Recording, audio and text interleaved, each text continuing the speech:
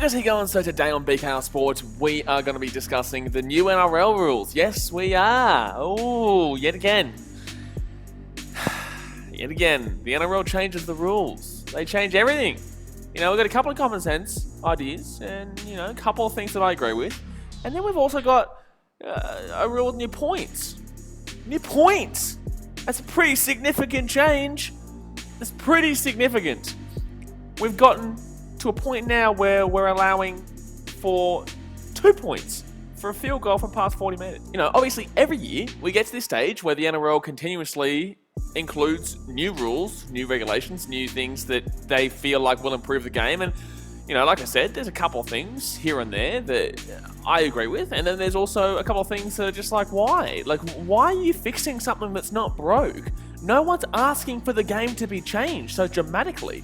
No one's asking and saying that we're losing focus of the game. Like, this isn't a BBL style thing where people are losing their attention span and they need to continuously upgrade and improve the game itself and change the rules so that people stay focused and it's more exciting and energetic and enthralling and people stay at the game. Because BBL is a bit different where, you know, you aren't necessarily attached specifically. Like, obviously people do have their teams, but it's not like your NRL, it's not like your AFL, it's not like your Premier League, it's not like your NBA, NFL, baseball. That's different.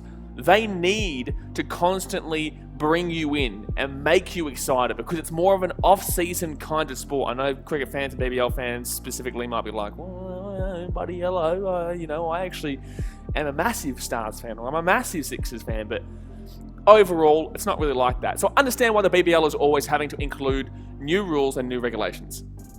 But when it comes to the NRL, no one is asking for new rules. The common sense ones, they make sense. But adding new points in just doesn't make sense. It just doesn't. It completely changes what we've seen all these previous years. You know, it just completely changes everything. And even though you might think this one we're about to talk about is small, it's not really that small. But anyway, guys, let's talk about it. So we're going to go through every single rule that's been implemented into the 2021 season. We're going to discuss it. We're going to tell you, you know, what I think about it and if I think it's good or not. Because I do think there are some good ones, but there are also some ones that are very debatable. So let's get into the video.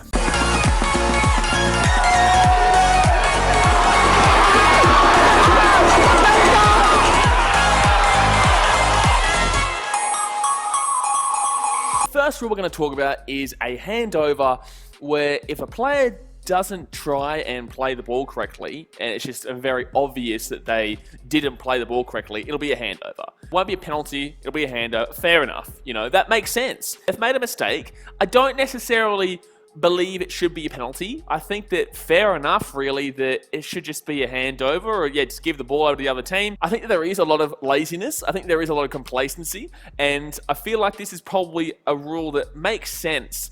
It's obviously not implementing too much of a change. It's not adjusting too much in general. It's just forcing people to not be so lazy with the play the ball, making sure they get it right so they don't give the other team the ball. The next rule we're going to talk about is the inconclusive video ref, captain's challenge. You know, when a team challenges the ruling on the field, they obviously have one challenge. Now, if they get it wrong, then they lose that challenge. If they get it right, they get to keep that challenge, and obviously the play is overturned in their favor, right? Okay, so this rule basically surrounds that if you challenge something and there's not enough proof to say against or for, you actually get your challenge back. So I believe that obviously it'd be the ruling on the field will stand and your captain's challenge will be returned to you. So no one really lose anything. Now, I can remember a specific game last year. This makes sense because I think it was Broncos and maybe Parramatta at Suncorp. And there was a captain's challenge.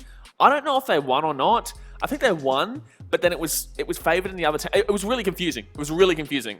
And I think that although this situation doesn't necessarily represent that, there is some similarities in the sense that there was nowhere near enough proof to say that this happened. So this gives more leeway to the video ref being able to say, well, we don't actually know. There's no actual proof to say this is a knock on or for like a strip. There's no actual proof to say it's not a strip. We're going to hand it back to the on-field ref and you can keep your challenge because it's not like you did a stupid challenge and just tried your luck. But it's also not like you made the right call. So I understand this. It makes sense. Keep the challenge. If there's no proof to say that you got it wrong, got it right, this one, pretty simple as well. Next rule we're going to talk about is injured players. Basically, if the trainer asks for the play to be stopped, they're going to have to be taken out. If they're injured and, you know, the trainer has said for the play to be stopped, they have to be taken out. They have to be interchanged. Now, this makes sense because it prevents teams from utilizing this towards the end of the game, for example, or utilizing this to slow the play down and break the momentum of a game. This happens a lot. You know, players fake injury, or they go down and they try and milk the momentum off the other team and just make it a lot more of an equal game, a lot more of a fair game for both teams. And this is obviously unacceptable. You know, we shouldn't be seeing stuff that we see in football. I love football. I'm a massive football fan, as in soccer. But in the same sense, there's a lot of diving. And even football fans don't like the diving. They don't like this milking of, say, the clock towards the end of the game. It's just stupid, right? So the NRL has been tracking this way for a little bit, where players are starting to milk a lot more penalties and milk time off the clock and really, for example, this specific one here, milking the momentum build up from the other team and preventing it from happening and slowing the play down, giving your players a rest. So now they're obviously having to get interchanged, and that takes away from your interchange numbers. You know, you have a specific amount of players that you're allowed to interchange, and this takes away from that number. So it'd be quite stupid, for example, and I don't actually, this is one question that I would have. If you run out of interchange and someone did this, what would happen? If you run out of interchange and someone did this, what would happen? That's a question, because it's like, do you then take them off? Are they down for the rest of the game, or for the last 5-10 minutes, or what? Do they just get away with it? Interesting. I'm not too sure. I could be completely reading that wrong. If I am reading that wrong, well, buddy, face palm, right to the face. But injured players will be interchanged if a trainer asks for the play to be stopped. Okay? Well, it makes sense in regards to the technicality of it, but in the same sense, a lot of the time players milk being injured so that they stop the momentum. So my question then goes on that, is that if all the interchange has been used and a player does get injured, actually injured or faked injury, either way, just injury in general, what happens then? Do they not get interchanged? They just get to get back up and keep playing, or what's the go there? Let me know in the comment section if you know the answer to this, or let me know in the comment section if I'm completely reading this wrong. Next rule is about the bunker. Now, this one I very much agree with. This is very in line with how rugby union is. So this one revolves around if the referee awards a try. If you think it's going to be a try, you can award the damn well try. You don't go to the video ref. You just award it. Now, after you've awarded it, the conversion can't actually take place until the bunker has reviewed it to say it is a try. Right? So in rugby union, they score a try, the referee says, yep, that's a try, and then the TMO, the review system, will go over that and make sure the referee got that right. If he clearly didn't get that right, then it'll be a no try. He'll go into the earpiece and say, hey, listen, mate, you got that one wrong. That one is a knock on, or that one, there is an offside, or there is whatever. So they say that's a no try, and they take it away from the referee. So this firstly fastens the game up quite a bit more and doesn't just give the referee the ability to just send it up every single damn well try to the video ref. At least now, if they think it's a try, then they give it a try, and the video ref can just decide whether it is or not. Now, this obviously does give leeway to the ref now just saying everything's a try, because unless it's completely and blatantly obvious, I feel like the referee now will just give everything a try. They're not really going to have any of the blame here, because they can just award a try straight up, and for majority, 75% of situations, the 25% being the obvious no tries, and the onus then goes on to the video ref. It makes it a lot more faster. It makes it a lot more easy to watch. You can get excited. I guess actually it kind of brings it back to the VAR in football as well, as in you can get excited now. And then your heart can break. I can tell you right now, as a football fan, A-League fans can tell you this, Premier League fans can tell you this, you're going to get excited because the referee is going to give a try, and then you're going to see the video ref saying, hold on a damn well second, buddy. Hey, don't you get excited. There's a knock on here. So just prepare yourselves, because it really does take away sometimes from the fun of it. It does take away from the excitement, because as you celebrate, you also realize that in a few moments, it could be taken away from you. So just remember this going forward. Yes, this is a positive, but it also, in regards to the fans, just know that when you celebrate a try, you're now also going to have in the back of your thought that it might not be a try. So it does affect your fun of the actual try celebration. But still, it works. It does work. I'm just... buddy, I'm devil's advocate here. I'm sorry. It's just, it does ruin it in football. It does ruin it in football. Because even if you score an easy goal and it's an obvious goal, you still think, oh shit, what have we done? What have we done? Have we done something wrong? It's a goal? Goal? Perfect. Oh, perfect. You know, it does take time for you to actually confirm that it is actually a goal. So once the conversion is kicked, then obviously you know it's a try. But before the conversion is kicked, you're like, well, shit.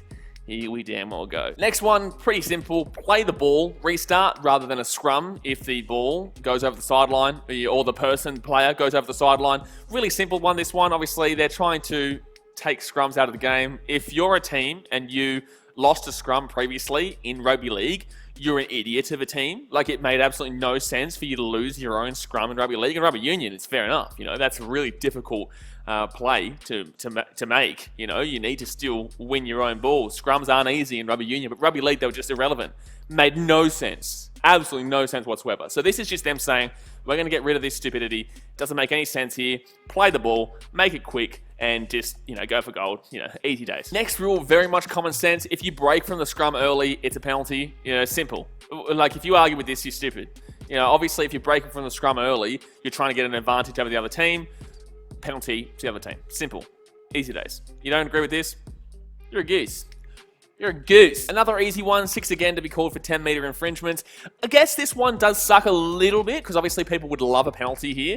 This is to quicken the game up. Now, I tell you what, forwards are going to be hating their lives nowadays. You're going to see in the future, forwards are going to get less and less big and more lean. You know, they're going to get more and more fit in general rather than big, sizey, meaty. And we're going to have a clear difference between rugby league and rugby union in the size of the players. And I can tell you right now, rugby union would beat league at this point.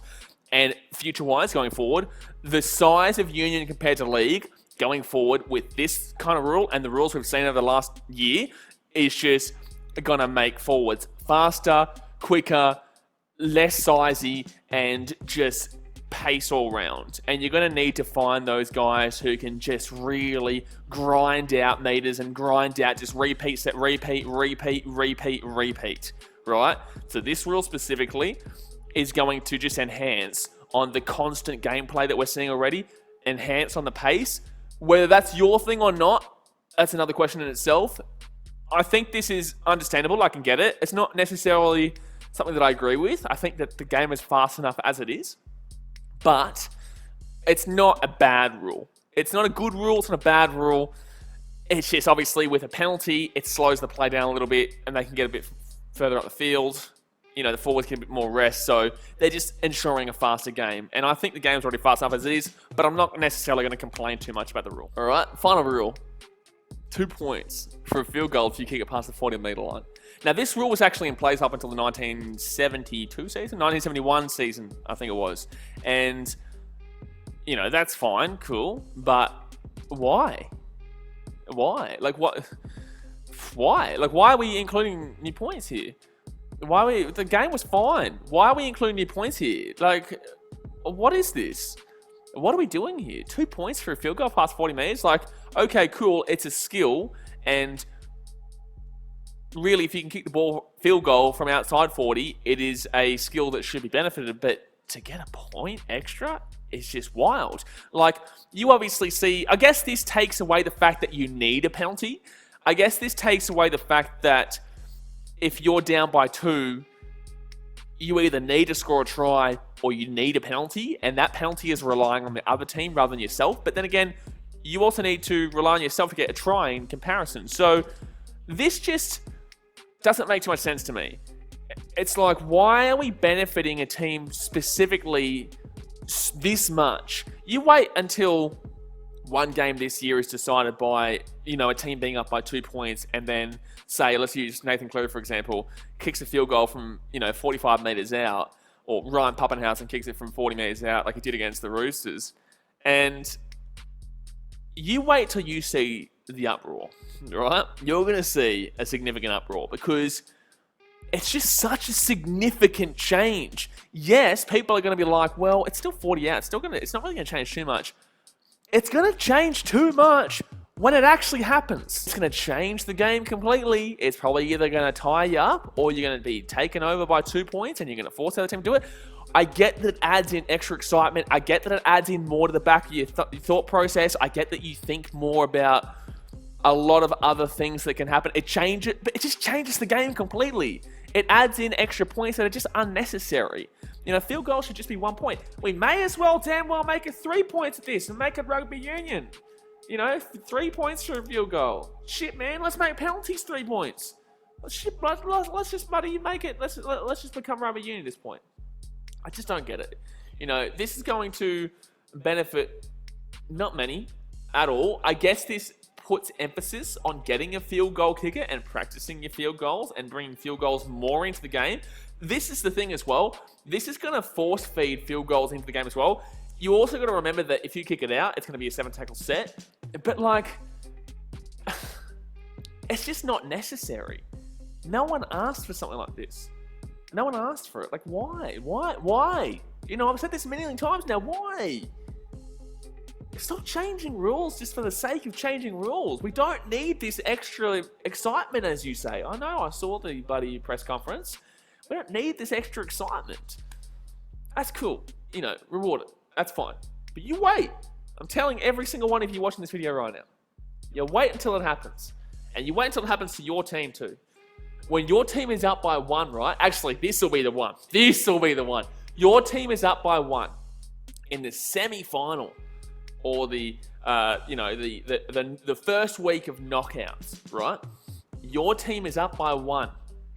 79 minutes, 50 seconds gone, and somebody, you know, top-notch field goal kicker takes a field goal from 40 meters out, and he knocks it over. And then they win by 1. Last year, that would have sent the game to extra time. But this year, that wins the game for the other team. You don't think it's much now, but you're going to blow up next year. Anyway, that'll do. That'll do for today, guys. I think you guys get the gist of what I was saying. I think you guys get the gist of everything that, you know, I would like to see. And everything that I enjoy here. I can understand every single rule, but I don't agree with every single rule. And I definitely don't agree with the last one, but we get these new rules every year, just not as significant usually. But like I said, that'll do it for today, guys. I do appreciate you. I definitely will be back doing vlogs once I get back to Australia in January. Obviously, I can't come back right now due to things that are happening behind closed doors. But in the same sense, I will definitely be back before the season starts to do vlogging at A-League, AFL, Rugby League, you know, rugby, every different sport, BBL, you know, the whole shebang, son. The whole shebang. So if you're not subscribed yet, go down there. Hit that subscribe button, smash that thumbs up button. Appreciate you as always, and I'll see you guys next time. All right, guys, thanks for watching. Catch you later.